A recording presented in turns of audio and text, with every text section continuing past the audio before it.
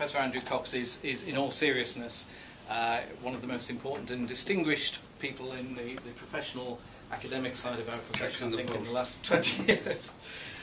Visiting lecturer at Birmingham University still, Chair of New Point Consulting and Vice President of the International Institute of Advanced Purchasing and Supply, which we've written about a bit and we'll write about more because it's an interesting initiative, and holder of the SIPS Swinbank Medal.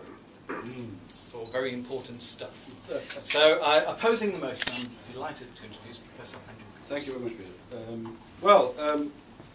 I started as an academic, so I suppose I should tell a story or a joke about academics. If you have 5 economists in a room, how many opinions do you have? The answer is at least 7.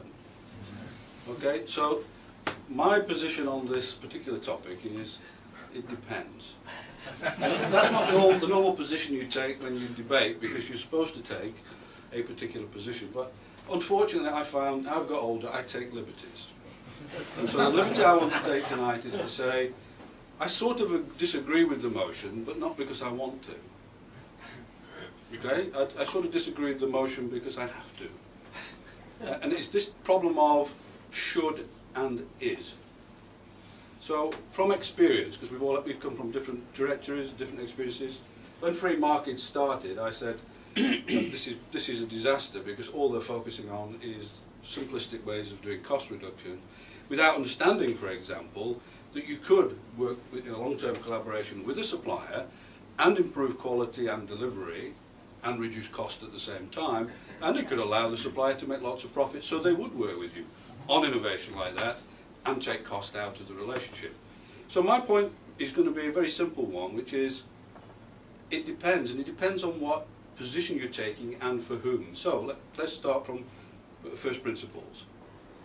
What are the table stakes that a CPO gets? There's a fundamental problem for all purchasing managers at the senior level, which is what does senior management want them to deliver?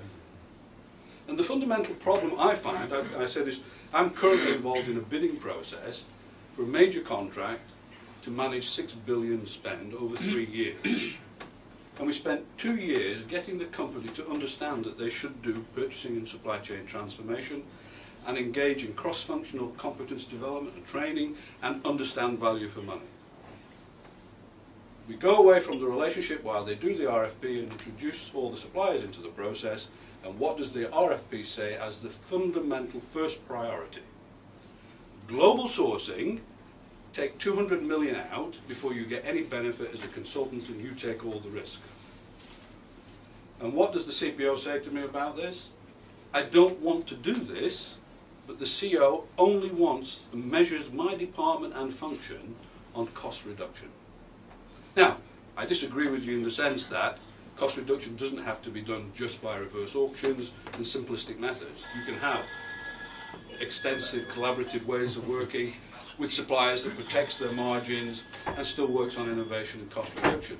But what gets CPOs to the table? What are they measured? And I agree with you in terms of ought.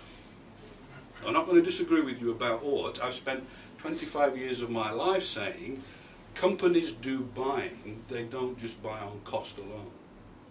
The problem is, everybody in this room who's in purchasing is normally measured on only one KPI.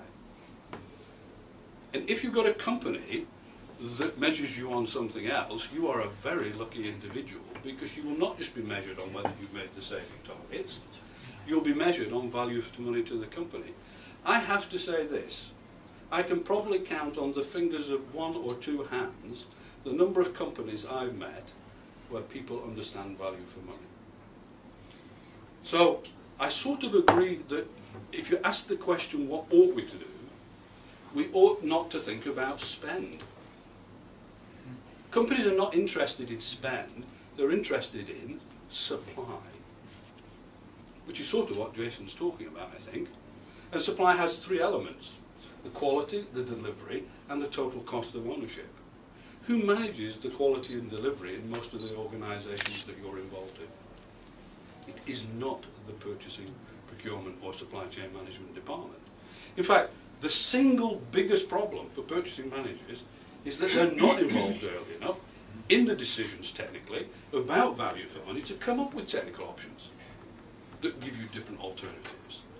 So if I'm a CPO, now this is not what ought to happen, what does actually happen for you in your daily lives. CPOs don't last very long in most organisations. 18 months, 2 years. Is it because they're incompetent? Actually, to get up to the top of that greasy pole, for most people in purchasing, you've got to be a pretty able person.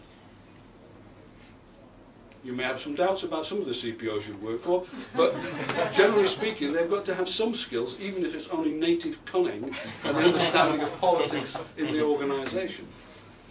Many CPOs get found out because they can't deliver the one thing that they're measured on. And there are many reasons, and Jason's been very eloquent about many of those reasons, about why you can't make it. You know, the supply risk problems, changes in currencies, changes in circumstances in global markets.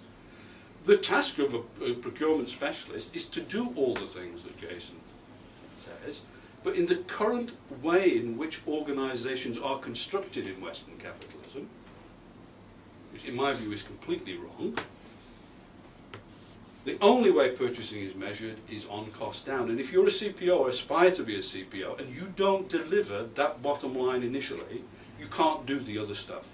In fact, you don't even get to the table. They won't take you seriously. I've done lots of exercises as a consultant where I've gone in and the line managers have said to me, we never get challenged like that from the purchasing department.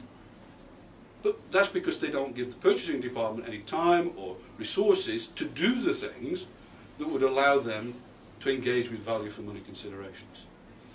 So there's a fundamental problem. I'm working down here at the moment with a major organisation some of you may be going home on tonight. I'll mention their name.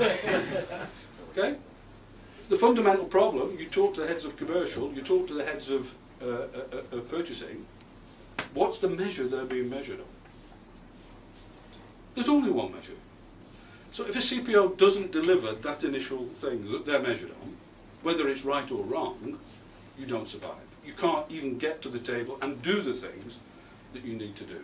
I don't want it to be that way, but that's the way the world is. Thank you.